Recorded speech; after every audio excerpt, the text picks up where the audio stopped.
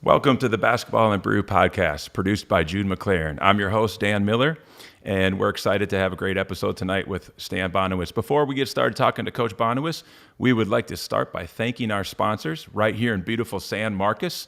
Pie Society is an excellent stop in San Marcos for tasty New York-style pizzas, drinks, and a whole lot more. Also, when you're in town, come to Zellick's Ice House. It has a great patio, drink specials, fun vibes, great atmosphere, Zellick's Ice House. If you enjoy tonight's podcast, please follow us. Help us out by growing the game. You can subscribe on YouTube. You can follow us on Twitter and find it wherever you get your podcasts. We appreciate the follow. Tonight's guest, a friend of mine, a great coach, Concordia University head men's basketball coach, Stan Bonewitz. I got a bio to read on you, Stan. Stan played at East Central High in 1995. He led them to a perfect 35-0 record playing for his dad, was named Mr. Texas Basketball, won a state championship, played at Texas Tech, was a 3-year starter at point guard, was our all-time leader in assists till it was passed recently. And then he's been the head coach for 18 years at Concordia, where they've been a high-flying, a fun team to follow, tough team to play against. They've been to 3 ASC championships and won it all in the ASC in 2014. And then they went to the NCAA, won their first ever NCAA tournament game there. He led them to that and averaged 96.7 points per game in 2017. Stan, welcome tonight to the podcast. Welcome to Basketball and Brew.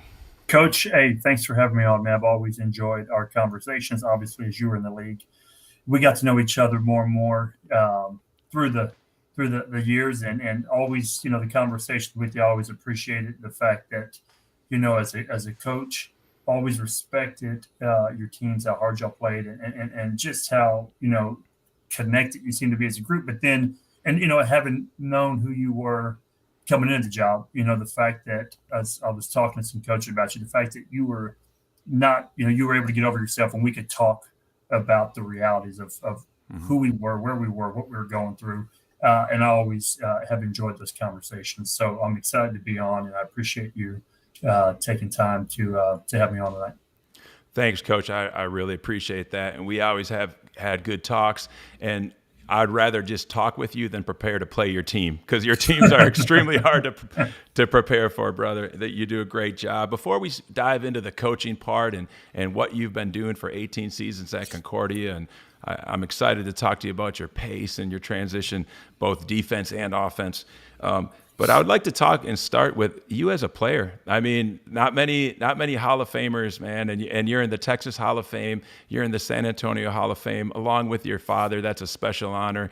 Can you start by just telling me what it was like to play for your father and win a state championship? Initially it was tough. When you're a 15, 16-year-old person that's kind of going through all the developmental, you're going through the physical, mental, all that stuff, and you're putting those kind of a high pressure situation of doing something you love doing, of playing basketball, and growing up around my dad's program. And always, to me, the ultimate goal as a player, honestly, was just to play on the varsity at some point, and then to be able to maybe play collegiate basketball somewhere. And so to ascend and to be in that mode and be, on the in the program, and to just go through some of the tribulations of my first couple of years, having to prove, it's just there's that that mindset of that narrative that comes with a coach's son. You're up there, exactly. While you're up there is because you're a coach's son, and blah blah blah. And as a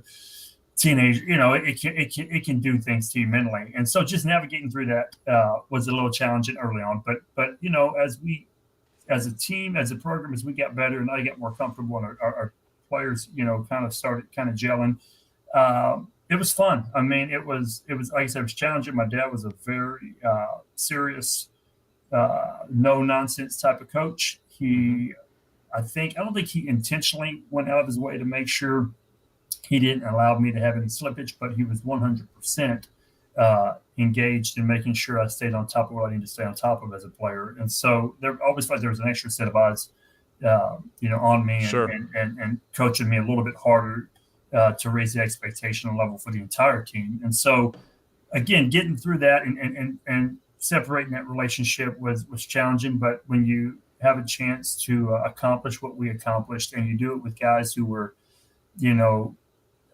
lifelong friends, guys that you mature through the classes and all that with each year, to be able to have it, you know, topped off and kind of reach that pinnacle my senior year and winning the state championship at the Drum, to see those hours and you know, the sacrifices that, as not only myself but my teammates made, my father made, and knowing what he did to impact the city of San Antonio, and how he kind of revolutionized the way the game was played. Yes. And brought a different style. And so that started back in 1985 with him. And, you know, he got to a state tournament in 88, couldn't get it done. We got there my junior year, we couldn't get it finished. And so to be able to do it as a senior, you know, with him playing kind of the way we had always played, was pretty special. And so at the end, you know, when you're in it, you don't think about it because you're just in it and it's what you do. But when you can reflect back on it these years later, and the more as each year passes, the more you're able to kind of appreciate, you know, what we were able to do. Yes, and I do. Obviously, we're going to talk about scoring, and your team averaged 108 points, which is an incredible feat. Going into that state finals, where the Final Four, and you came off your junior year and you didn't win it. How determined? I mean, obviously you're determined to win, but you had some tough games, and I know you beat Dallas Carter in the championship. Just tell me about walking into the arena, your team's mindset, your father's mindset, because I wasn't there at the time. I was in the Midwest where I'm from, but I have had numerous people tell me that team was the most exciting team they ever watched at the state tournament, and your performance personally was the best. So what was the mindset walking to the arena in those couple days? Well, I think one of the reasons our team kind of, the mythology or whatever of our team grows, is because we were so different, and we were, you know, we played six guys. We were 6'7" guys. Our biggest guy was 6'3", and we were competing at the highest level at the time at the high school Texas level allowed for us. So I think this, and the fact that we were playing so fast was different. As far as like how we approached it, honestly, we went down our junior year and we were kind of shell shocked. We walked into an environment that we thought we were ready for, but we weren't. The old Urban Center when the state tournament was there. You know, the lights go off and it's like you're on center stage. All the lights are on the court. Everything around you is dark. And so we got beat by Plano East that previous year, and they were a well-coached. They were kind of a Cinderella type team that made a run.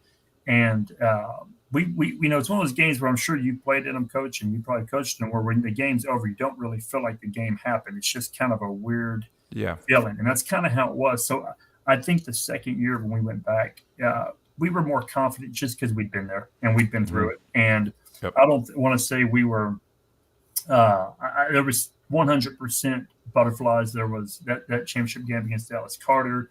Early on, there were plays being made where, you know, there were shots I was taking where I couldn't feel my legs because of the nerves. And, you know, you got it's televised and it's first time, you know, you've been playing on TV. And so there's all that stuff that goes through it that's, I think, normal for most players. It's just once we were able to kind of get into the flow, things just kind of went right, you know, for whatever it's worth. It's crazy because, you know, the weekend before we played in the regional final, and we were very, very lucky to beat Roosevelt. You know, we made kept out at the end, made some free throws, whatever, won the game. But the next weekend, it's just funny how that happens. You know, if you don't go down and play the way we played, so many opportunities that I feel like that opened up for me post playing were kind of started that first weekend, or that state tournament weekend. It's a weird deal how things change, and how that regional final, if a ball doesn't bounce a certain way, you know, we may not be on this podcast. You know, it's just so many things have to go right. And for us, that senior season and that weekend, things just that for 2 days we played really well. And why, I don't know. I think again, some of it was we were just seasoned and comfortable, and some of it was shots were just going in. And you know that as a coach and player, when shots go in, everything works better. Right. And you're extremely well coached by your father and prepared for that moment. Then let me ask you, from there to Texas Tech, why Texas Tech? Obviously a great choice. How was your recruitment? And obviously you were happy with that choice, but can you just tell me about that journey and how much your father being your head coach helped you along that journey? It for sure helped. He was able to give guidance about different, programs that were coming in and recruiting me, and kind of what to look for, what to kind of key on. But to his credit, like my dad always, he didn't really get overly involved, and he didn't force one decision one way or the other. He was kind of allowing me to navigate that and figure it out. At the time, Texas Tech was in the Southwest Conference, transitioning to the Big 12. Coach Dickey was kind of just coming on to the scene as far as having that head coaching position. Program was really, really getting better. And when I went and visited, I could just, what I wanted to do whatever choice I made, it really came down to there in Baylor. I wanted to go somewhere, and I wouldn't have been at Baylor, but I wanted to go somewhere where I was definitely not going to be the best player, I guess, or thought to be the best player. I wanted to go somewhere where there were guys that were clearly better than me, so that I would have to try to climb that hill to improve my game. And so when I went and watched Tech practice, I just saw like the level of athlete and talent that they had on the floor at the time. They had multiple NBA guys that were practicing, and so I knew, and playing for them. So I knew if I went and I was competing on a daily basis, I was going to start out at the bottom end of it, but it could hopefully through work and time move myself up, and my game would get better just by being around better guys. And so, those guys, the coaches did a great job recruiting, and Sure. Lubbock was terrific and all that. But more than anything, it was just getting a chance to go in and see those guys and realize, shoot, I'm going to come in here and basically I'm starting over. I'm starting from scratch, which sounds good. But when you get up there that first year and you're literally starting from the bottom, it's not quite as enjoyable as you thought it would be. So, having to work through that was challenging for sure. But I think I was better off for kind of choosing that and going through that experience. Right. It's definitely not easy being a freshman college basketball player. And, back then you probably didn't even think twice about sticking it out and staying there for 4 years. A little different world than we live in right now. But I did want to ask, what was the transition like going from such a fast-paced team, a super fast team in high school, to Texas Tech, where there's some similarities, but obviously it couldn't have been as fast. Did it take some time did you have to slow your game down a little bit, or how did that transition work? Honestly, it was a struggle because I was so used to, I was talking to a recruit's family the other day about like kind of comparing systems and how styles of play are. And I was so used to, I see a guy in front of me as a point guard, I'm getting rid of the ball. Like I'm not holding, I'm not calling a set. In high school, I think it wasn't until state tournament weekend we actually ran a set. Like we actually had to organize and set something up. So here I went from just playing with a lot of freedom, a lot of push, to play faster, to play more creative, to play with a certain, and I was, taught dribbling's bad as a point guard. My dad's really big on getting rid of it early. And so to go from that to a system that was more, I guess, quote unquote traditional, not that we didn't try to run it at Tech, but I'm sitting here as a point guard having to try to call different plays and get guys to spots, and I was terrible at it. It was gut wrenching how bad I was at trying to I couldn't even keep, I was so weak as a freshman and so much smarter than the guys I was playing against, trying to just keep them off my hip so I could take great space and get guys to spots. I couldn't do it. I remember one of the first scrimmages we had, I had Darvin Ham mad at me and Jason Sasser and all these guys that were jumping down my neck. And I probably had in two halves, I probably had 12 to 13, 14 turnovers just on the fact that I couldn't get my brain wrapped around how to transition and figure that stuff out, And so it took a little while. It did. And Coach Dickey was great. He never lost confidence in me. There were multiple times I went and talked to him about just kind of my game and the struggles. And I don't know if he was just, poker facing it or whatever, but he always made it seem like he was confident I'd figure it out. And fortunately, I yeah, I'm sure you talk to your recruits about it, but I always tell our recruits, man, that transition it's different for everybody. Right. Freshman. It may happen day one. You may get on campus, you may get with guys, you may feel like you are already part of what's going on and you belong. For me, it took a semester. It took an entire fall, and it wasn't until I came back after Christmas that I felt like, okay, I'm a part of the group now, and I feel like I can kind of compete and maybe play with these guys. But it wasn't quick, and it wasn't an absolute for me when I first got there. And there were a lot of, basketball struggles I went through navigating through that. So I'm always, I always try to go back to that with our guys and help them understand that if they're struggling, man, it's normal. It's all relative. I struggled, the level doesn't matter because you're at the level you're at because you've kind of been recruited. Your recruitment has dictated you get there. So whether it's 1, 2, 3, it doesn't matter. Like level, struggle, transition. And so I think for all guys, like, it's going to be something you got to navigate through, and hopefully you can be persistent enough to get through it. And again, it helps to have a coach like I did, who I could go speak with and kind of communicate with, and he could kind of keep me moving forward. Yep. Coach Dickey's a good man, a good coach. So then when you're playing, and you played for your dad, grew up in a household of basketball, and you go to Texas Tech and you're around another great coach, do you know then that you want to be a coach? Did you know for a long time that you wanted to make a career coaching basketball? Yeah, I didn't know. I didn't know what level. I kind of always. Even early on in coaching, I kind of struggled with figuring out what level I wanted to be at as I was making the transition. If I wanted to go high school, if I wanted to go college, there was. I grew up like you said, in a house where my dad was a high school coach, and so that's what I saw. And I saw a lot of the pluses that came with it. I saw a lot of the, he didn't miss many of my life events, didn't miss many of my sister's life events. He was always, no matter what, at the end of the day, home, road, whatever type of game, he was usually coming home at night. There was, I don't want to say work-life balance because, head coaching is coaching, and finding balance in anything, and any of that is difficult no matter the level. It's what I knew and it's what I saw. And so to see that and then see the kind of the other extreme with Coach Dickey and just, what that looked like was there were so many perks to that, but you also see some of the downsides. So just kind of trying to figure out where I wanted to do it and how I wanted to do it was a transition. But I knew, it's like when you grow up in an environment of something, more than likely you're going to end up being engaged or involved with it, just because you're kind of what your environment is, Right. And that's what it's kind of all I knew. Sure. And I always, we and some coaching buddies always talk about how small and limited my life portfolio is. Like if this thing doesn't work out, man, I'm not sure what other avenue I have to go down, because it's really being around sports and being around basketball in particular.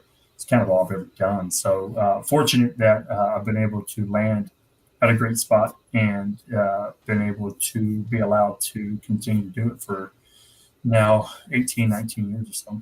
Yeah, and you've done a great job being the leader of the Concordia University men's basketball team. So that philosophy that you have of high-scoring games, offense, obviously, I wanted to start just with that.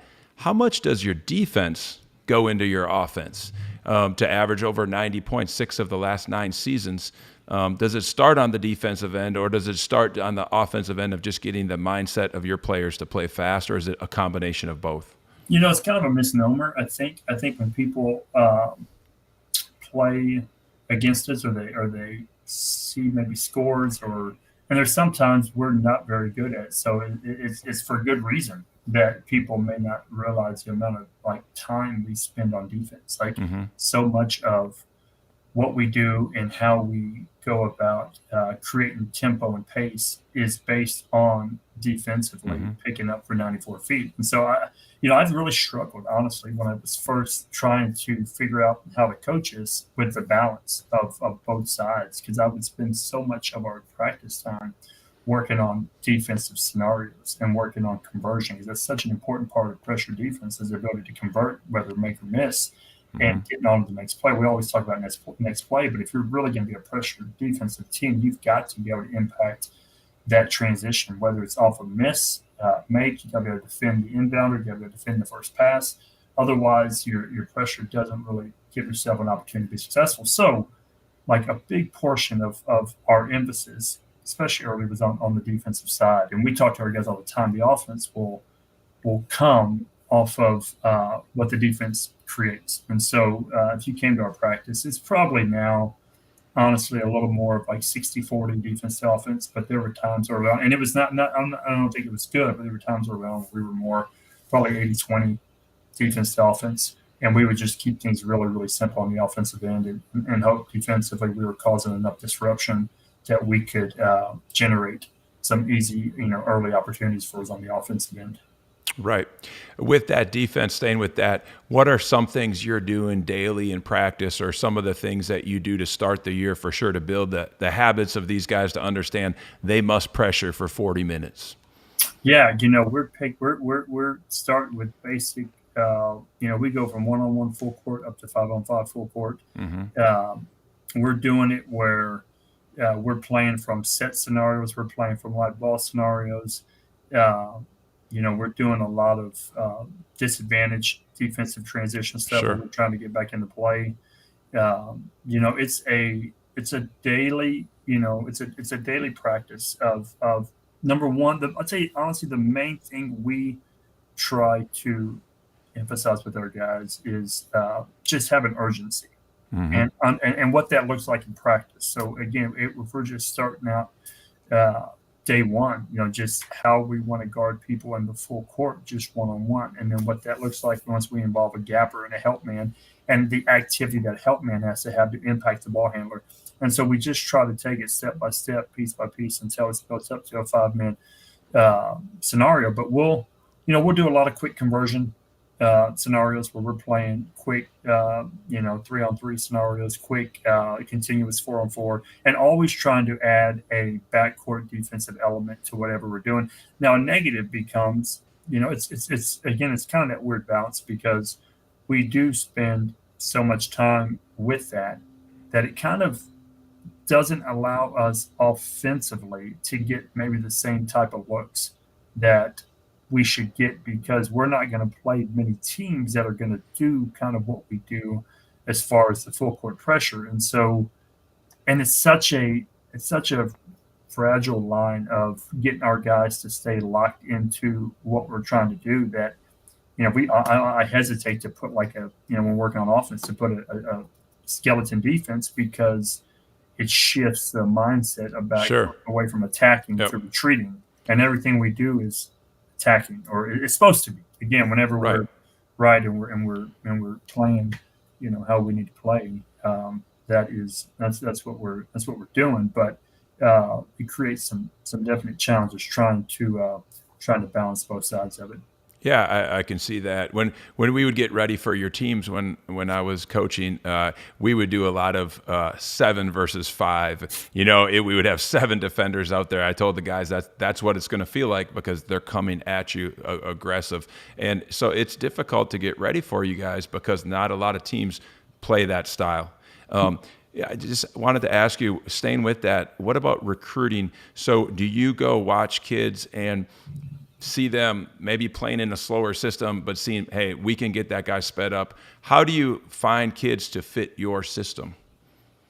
That's a good question. I think because there are some rare situations where you can recruit program to program. Atascocita in Houston, for example, Coach Martinez, we got one of their players coming, a point guard from there, who we really, really like. And it's nice because you can see he's already used to shot goes up, I'm finding my guy. I'm not transitioning back. I don't have time to even enjoy what just happened, because I got to find my man. So this inbound pass becomes difficult. So when you can find that, and you can find those type of programs, and obviously with Coach Martinez, they're so used to winning and playing at a high level. There's so many layers why it's great to recruit from this program. But the system is ideal. So if you can find that we try to trigger in on that, but it's not as common. Sure. And so I think it's trying to find, number one, the physical characteristics. Do they have that in them? And then, I think like all coaches, you're looking, when you were recruiting, I know you were probably looking at the same thing, but guys who are going to compete.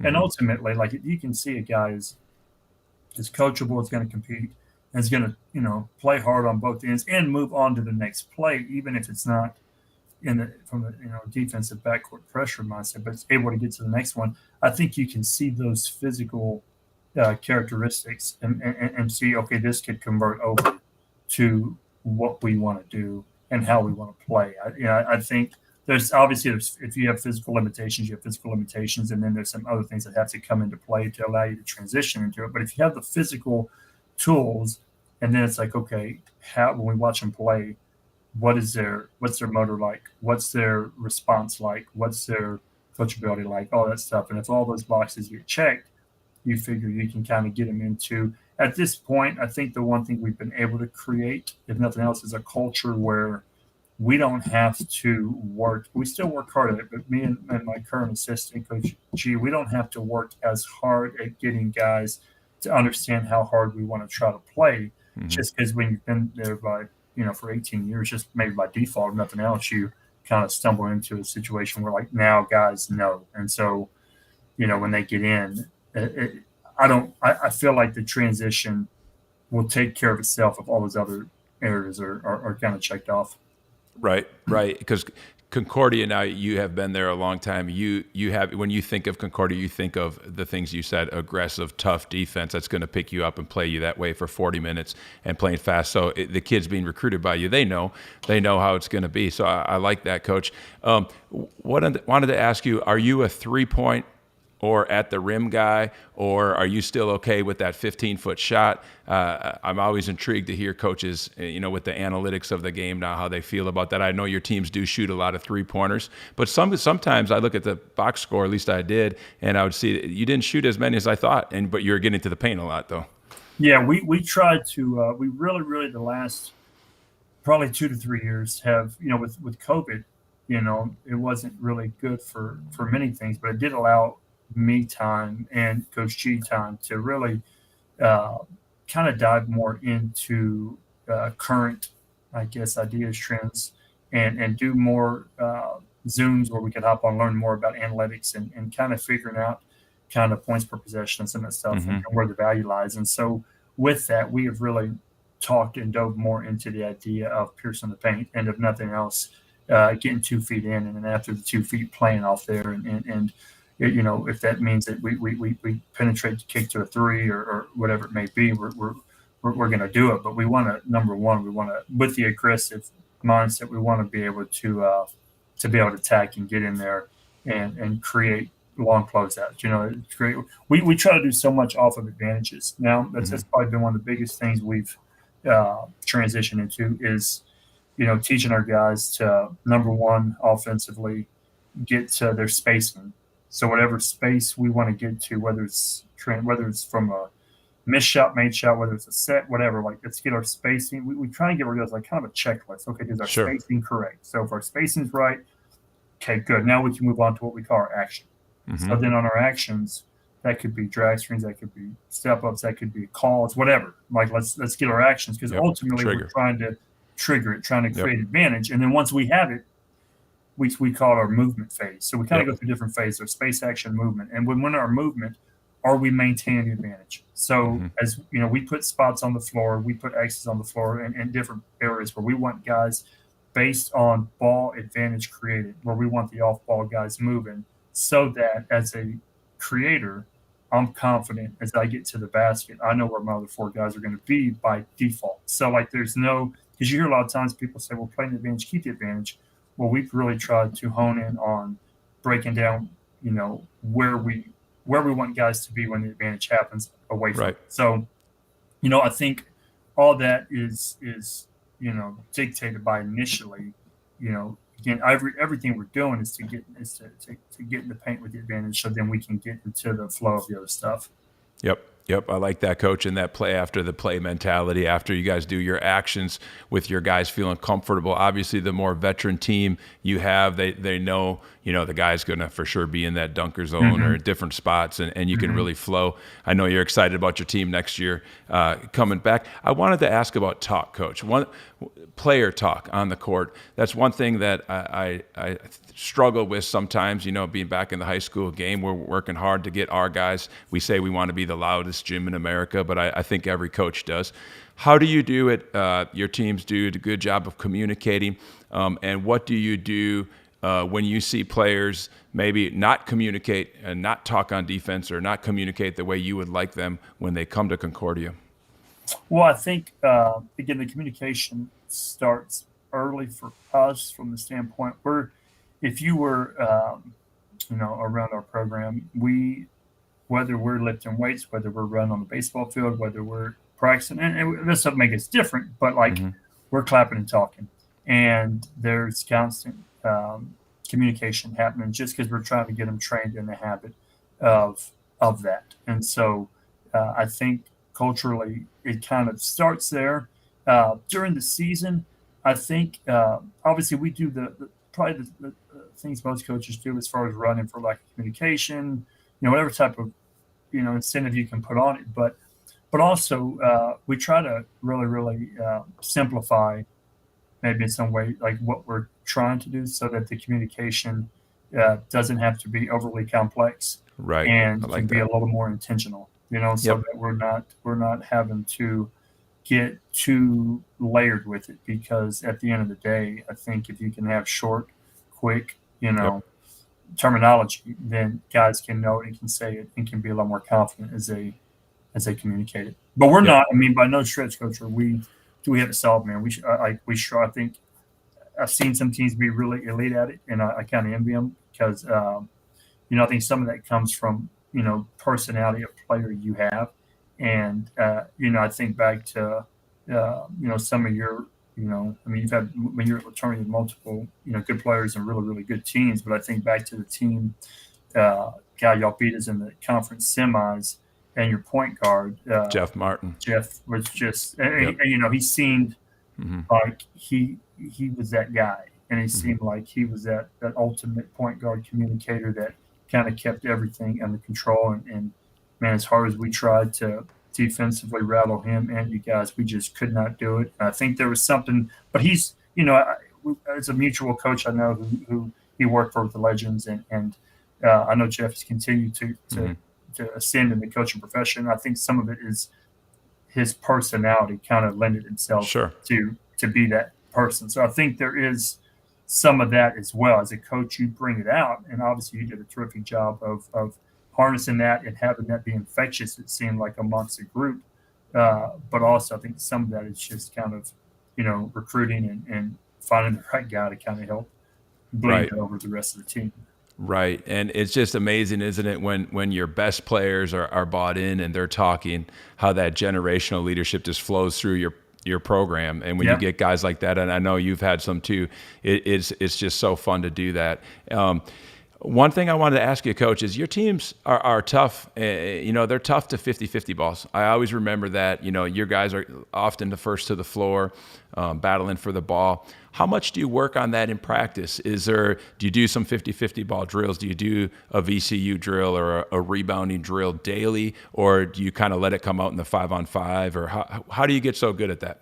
I used to be kind of borderline.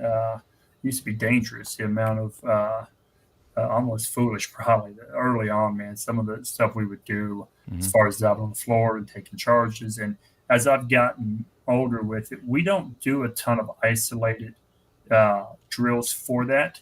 We just try to create practice scenarios that are competitive enough to where it just happens. And again, I think it just becomes the expectation of teammates to influence other teammates to do it. And I mean, we'll call, like, I'm sure, again, like you or anybody, if there's a loose ball and guys aren't getting on it, we'll call them or we'll show them on film or whatever. But I think some of that goes with the idea of the urgency we try to operate with, and I try to coach with, and Coach G does a terrific job assisting, and he's outstanding with bringing that same level of urgency. So I think when just kind of feel that.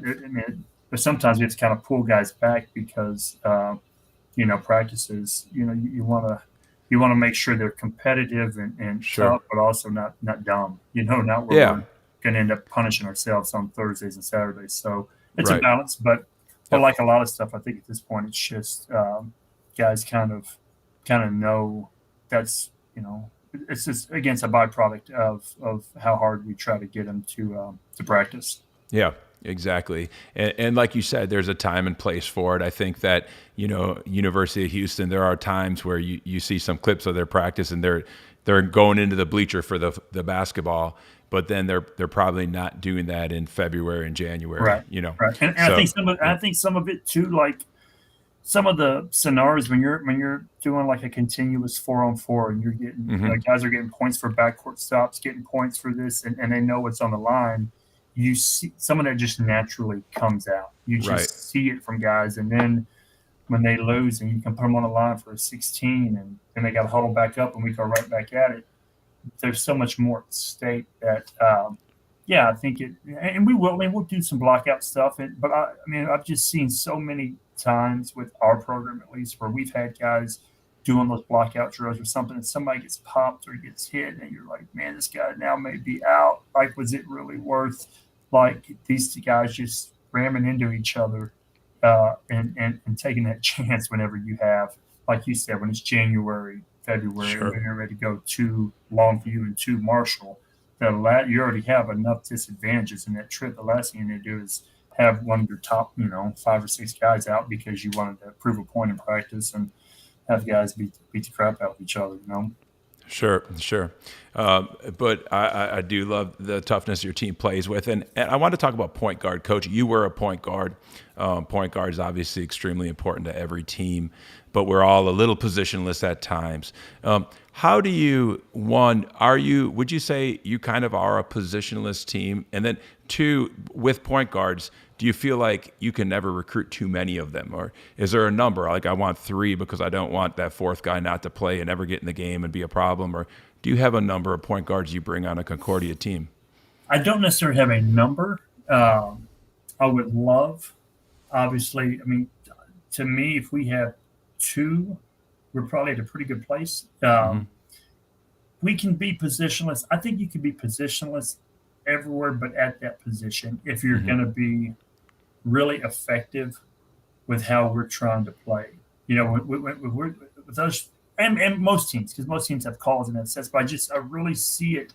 You would think in an open court transition setting, a point guard maybe wouldn't be as important, but I have found it to be maybe more important just because getting the ball 2 guys on time on target is so important when you're doing it for 94 feet. And so to be able to have that person that you can feel confident is going to be able to, because again, the game can get a little chaotic, obviously, when you are playing with more space. And as a coach, when you're, we kind of give up a little bit of our reins on things and allow guys to play a little bit more. It's hard to control whenever you are playing, the way we try to play. So when you can have somebody on the floor who you feel like can navigate that, it's just, I don't know, I think it just makes it obviously for us a huge difference. So I would say we're positionless, and we've had to be positionless at that spot because I think finding a true point guard is kind of like maybe finding a true big. I think it's tough, man. I think it's tough at all levels, and I think when you can find one who fits the description and checks the boxes, man, you're pretty fortunate. And again, I think it changed. I always go back to with our conversation about Jeff and just how he was so good at controlling tempo, and he was so hard for us to disrupt. And I felt like your team played off his calmness and confidence. And you had great players around him, great shooters, great guys that could fill spots. And he made it click, and he made it really, really work. And we felt like when playing you guys, we always felt like if we could figure out a way to eliminate him from the from the game and take his legs and take him out, then we can have a chance. But if he's triggering things, man, it's going to be a tough night. And it was that you're obviously and multiple years with you guys. But so I just think it speaks to, that person can handle every style, every system. He can play slow, he can play fast, he can control so many scenarios for you that when you have a good one, man, you just want to hold on to him. Sure. Extremely important. Coach, with your style, how hard is it to schedule non-conference games? And then it probably doesn't help when you go into a Division I opponent and beat them like you guys have done, which is very cool. And it just shows you the level of college basketball. It doesn't matter. College basketball is college basketball. Good players are good players and good coaches are good coaches. But is it hard to schedule? Because teams that play Concordia, it's going to be different. You better be ready for it. I personally love playing you guys just because it's very hard to prepare for, but it toughened you up for the rest of the season if you can get through those 40 minutes. Yeah, I think it hasn't been as hard lately to schedule because we haven't been winning as many games, so people have been a little more willing to play us. But it's tough, and I've had I appreciate when coaches are just honest about it. We're just like, Coach, we're not going to do it, because not even out of like, oh man, we might lose to you guys, as much as we're just not going to see anything like you again. Sure. And so we're not, it doesn't interest us to do it. And so it's tough. And that's where, we'd have, you and I would have, just being in the same conference, or we'd always go back and forth as far as how conference scheduling was going to work. And I was always, in favor of playing as many conference games as possible, selfishly, just because us getting non-conference opponents to play, man, was just so challenging. But it's been great lately, man. Like, to be honest with you, Coach Kirkendall at Southwestern has been terrific. Coach Marwan Schreiner and Jimmy at TLU, at Trinity, and Coach Wacker at TLU. Those guys have been really good the last 2 to 3 years about playing this, because for a while, man, it was getting tough, and we're having to fly which is great to make those trips. You know how those trips are great for your team, and they're great for exposure and great for experience, but they're not cheap, and they're not easy, and depending on who you get up there and play, they could maybe not be as profitable or as worth it for you as what you never thought. And so if you can keep things as local as possible when getting these games in, because there's so many good Division III opponents just within the state that aren't even, the SCAC has multiple. And the great thing about playing SCAC schools is such a different style and such a different type of team you're going to see there. So being able to get those guys is terrific, and definitely makes the preseason a little bit easier for us. So hopefully we can continue to keep those games up. And like I said, I think because of the fact that we're willing to travel and we're willing to go play on the road with these games, I think teams are also a little more welcome to us playing them. Sure. Coach, going back to recruiting a little bit, how does a player become a Concordia Tornado? Obviously they have to get identified by you, but recruiting is such an interesting process. I find that, kids all want to play Division I, but they obviously aren't going to. And Division III recruiting can happen late. It can be, it could be May, June, April for sure, their senior year, where they may for the first time come on campus. So can you just walk us through? I know it's not all the same, but how, one, you identify players, and then two, how you build relationships, and then three, maybe like the visit part to get them across the finish line.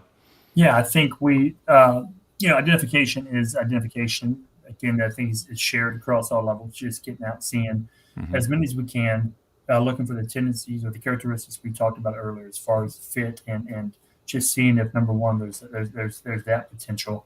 And then, getting them on campus as early as we can. We understand that at the Division III level, sometimes it's a waiting game. I think it's been a little bit different the last couple of years with the COVID scenario and the portal and all that. So I think kids have been a little more eager to come in a little bit earlier. I think it's really important, though, that you're in alignment with whoever is on your staff. And again, that's where I'm really fortunate with Coach G, with my assistant, Coach Gonzalez. Like him and I, he's been with me now for 6 or 7 years as a volunteer, now as a full-time guy. And we we believe the same things without me having to force that. So it makes it so much easier as far as like winning characteristics and recognizing what those look like. From the moment once we get to know the player, how's he respond to text messages? How quickly is he getting his app completed? How, when he comes on campus, what's his energy like? Is he, again, the Popovich thing, which, is maybe a little cliche-ish, but it's, can he get over himself? Does he take himself too serious? Because, excuse me, I heard somebody recently talk about why that's such a value, because like if you can't get over yourself, then you can't be coached, because you can't accept what it is you need to accept to get better. So we're never going to be able to get you to that point. And so trying to figure that out in the recruitment process, like, is this somebody who doesn't take themselves too serious? Is it because, we're going to work really hard as coaches, but one thing that's, I think, really good about, me and coaches, we can, we get heated, we're both passionate about what we do. He's going to be a terrific head coach when given the opportunity.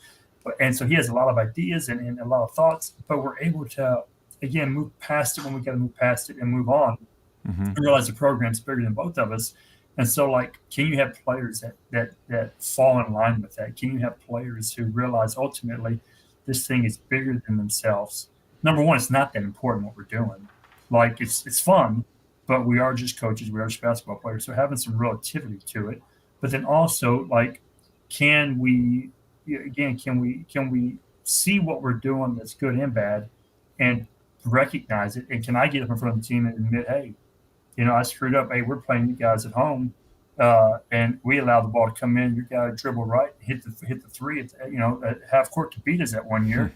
And I got to get up there and say, hey, you know what? We should have shaded. We should have, like you got to be able to get up there and admit when you're doing these things that aren't correct and put yourselves in position to win.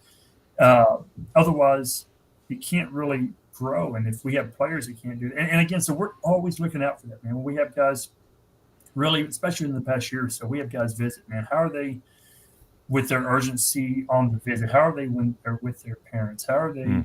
We saw a kid the other day on campus. We had a kid visit the other day, and literally we were walking across campus, and we saw him. His mom, he didn't see us yet. His mom was walking into our admissions building. They had left something in the car, and he sprinted to go get it. And he went back to his mom and sprinted. And we looked at each other like, man, this guy might be okay. Yeah. This guy might be somebody who, like, that urgency he just showed to go. He didn't walk, he didn't slow walk over and slow walk back and kind of, no, there was like some, like, and he had, okay, so this kid, particularly, he's 6'5", he's talented, he's athletic, he hadn't been playing long. And it's like, okay, this guy has some physical characteristics. And if he's willing to do that, that means when we're in practice, when we're getting to the next state, the next rep, he's going to hurry. He's going to be in a hurry to get here. When he's coming to individuals and he's having to come from class to come to individuals, he's not going to come dragging in. He's going to come in with some truth. At least that's the hope. You know what I mean? And that's kind of what you start envisioning when you see these things. And you're like, okay, you start kind of piecing, okay, that guy makes sense. This other guy who is on a tour and kind of makes some remarks that are a little bit kind of immature and a little bit silly. I don't know if that's going to fit. And so it's like all that stuff kind of starts circling around, and you start kind of pinning it, and then you try to narrow down guys who ultimately, kind of something we adopted a couple of years ago, man, is as negative as it may sound, but I think it's just kind of how we look at it now is like, who do you want to lose with, right? Because, like, you want to get the best players, obviously, but we're all going to lose. And so, like, this year we're driving back from Arkansas, which you've been on that trip, and we get beat, at the Ozarks, and we're at a Buc-ee's at 2 a.m, feeling terrible, feeling defeated, feeling like you got to figure out what's good. Like, who do you want on that bus with you? Like, who do you want to get out to, get that drink or get their snacks or whatever? Like, those guys, you're like, those are the, like, envisioning who those people are is, I think, who you want to, or who we want to try to surround ourselves with, so that, we can have a program that we look forward to coming to every day and working with, and that ultimately we feel like with the right type of mindset will give us a chance to coach. And then it comes down to, are we doing our job, right? Like, it's not, because when you have talented guys, that are hard to coach, sometimes it's very misleading and sometimes just a weird position to be in to know if you're doing a good job and whether or not you're actually coaching your potential. When you have these guys who have some talent and are eager, then you really gotta do a great. You gotta do it as a coach, and you gotta Yep. figure it out, and you gotta get better. You gotta try to fix things, and it's kind of what makes it fun. Yep. So we're Yep. trying to find those guys, and I think again, it really helps when you have an assistant coach who I haven't had to necessarily influence in that way to be in alignment. It's just naturally who he is. So when it's just the two of us, we can kind of work through that together and try to identify those guys and hopefully do a good enough job recruiting them to get them to come and join us. Yeah, I love that, Coach, and that's great unity that you guys have there. We were fortunate at Laterno to have the same thing with the staff and then the players. And when you have the guys on the visits and you see that young man sprint back and forth to the building, and when you see guys hold the door for their mom and some of those things, those are big things. They may be small things, but those are big things. I love that you guys take that into account. And the one I could not stand was if they would say something negative about their high school coach. That was an instant no. Right. No. Yeah. Well, because what are you going to say about me? Exactly. You don't even know me. Like, you've been around high school coach for how many years, and like you barely know who I am. So if you don't like him, you're going to hate me. Right. So it's like, and I think too, I like being able to see, like again, like that student I'm talking about now. It's like the nice thing about that is there's no fraudulence with it. There's no. Yeah. He's not putting on an act. He's not fake. It's not fake because we're not around. And yeah. So it's like, man, you see integrity. that? Okay, this dude, this guy's an actual, seems like a good dude. This is the guy that we got to figure out what we can do to get him here, because love that. That's who you want in your program. Absolutely, Coach. I love that. One more question, Coach. This has been great. I just hope you know this has been great information. One thing I do want to ask you is if you have any advice for young coaches. Everyone's coaching journey is different. Not everyone's going to be Chris Beard, the coach at UT, but no matter where you are, it's an important job and everyone wants to grow. You having such a great mentor in your dad, Coach Dickey, you obviously got a lot to say, but what advice would you just give for young coaches getting into the business? I think, again, be serious about the job, but not too serious about yourself. You know what I mean? Like, invest in yourself, learn, be around people that are smarter than you. I'm trying to do that.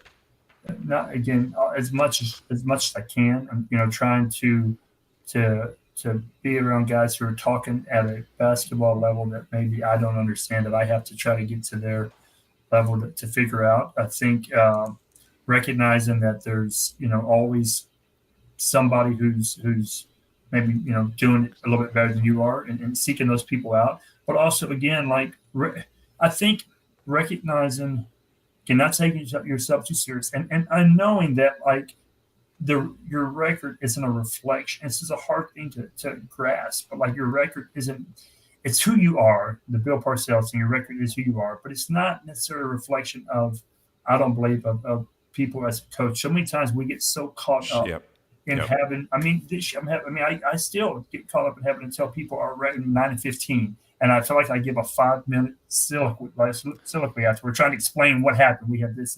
And the reality is, number one, nobody cares. There's very few people that actually care how you're doing and what your record is, because everybody has so much going on in their own life. They don't have enough time to invest to worry about how you're really doing.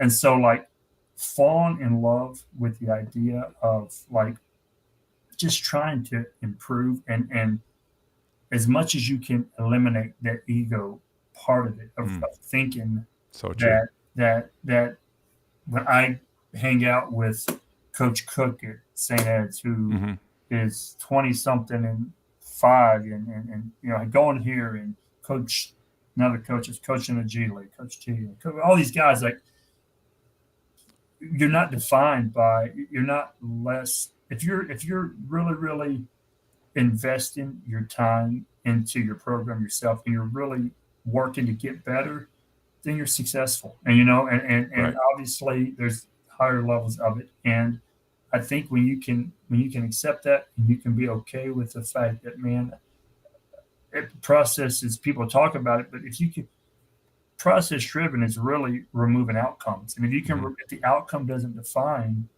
what the job is you're doing, then then you're going to enjoy it a lot more. If you can, I mean, it still is miserable to lose, but when you can, number one, realize it's not, again, that important. It doesn't make you less of a person whenever you are out and about, but also it's just part of what happens, and you got to continue to evolve, and again, I've gotten so much better, man, of really. I mean, again, it's still a terrible feeling, but I don't. It doesn't beat me up the same way because I don't let it define how our team's doing, because it's not fair to the guys. Like, we're working really hard and we're getting better. Just because a shot may not go in, or you may feel like you're not getting a call, or that's not going to dictate. Because there have been times we were 8-4 this year to start the season. I didn't think we were very good, but people were talking about how good we were. No, and man, we were just okay, and we got exposed. We lost 10 games in a row. Right. We lost a bunch of close games, but we were getting better and we were improving. And so, like, I felt good about where we were, as crazy as it was, and as bad as our record. And I think it's part of the reason our team continued to play hard, because at no point did we dictate how we approach practice or our effort level, because maybe we weren't winning as many games. You know what I mean? So I think you get caught up. And then when you start getting caught up with that, it starts leading to the type of guys you're recruiting. It starts leading to how you go about your job. And again, it's not worth it, man. It's not. It's more important, I think, to, again, be around guys you can coach. You want to coach, and and I think another thing, real quick, is I think it's important. One thing I've learned too is the value in becoming a reader. And spending time investing.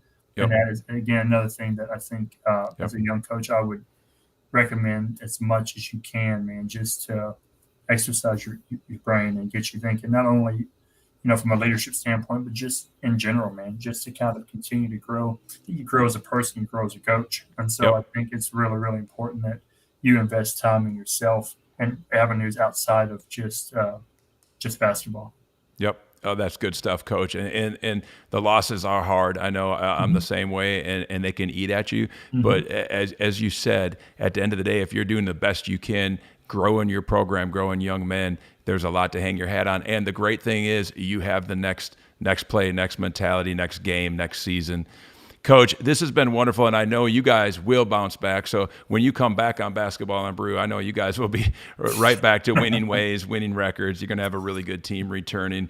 It's a very fun league, the ASC. Great teams, great coaches like yourself, great battles. So I really encourage the high school kids, not only in Texas but beyond, go watch a game, go watch Concordia play UMHB, and you will see some high-level basketball. It's a great level. No, it's a great level. It is. And all the coaches in it do a terrific job. The talent level is off the charts, and I enjoyed. Like I said, your teams were as tough as they got, man. As far as being tough and together and smart and skilled, and what's great too, Coach, is you can see it. And Coach Wallace did a terrific job this year, no doubt.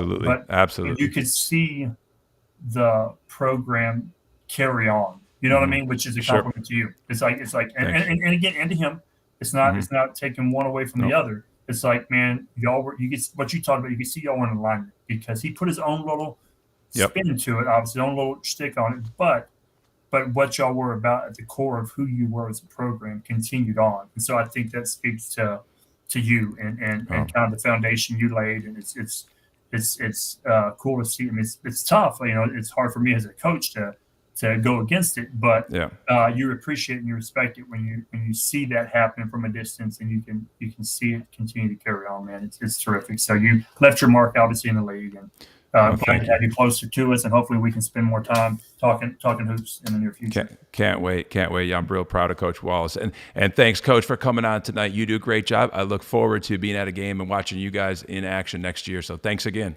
Yes, Coach. Thank you. Absolutely. We hope you enjoyed tonight's podcast with Coach Bonewitz. Awesome energy, awesome guy. Excited to see what they do again next year. Great story as a player and a coach. Next week, we're very excited. We'll have head coach at Texas State, Terrence Johnson, will be on the podcast right here. It'll be an All San Marcos podcast. So we can't wait for him to come on. We'd like to thank our sponsors one more time. Pie Society in town. Come go get a pizza, grab a brew, and have a great time. Zelix Ice House, fun patio. great happy hour. I want to thank my producer, Jude McLaren. And again, if you enjoyed it tonight, please follow us on Twitter, subscribe on YouTube, check us out on Apple Podcasts, and we can't wait to see you again next week. Signing off for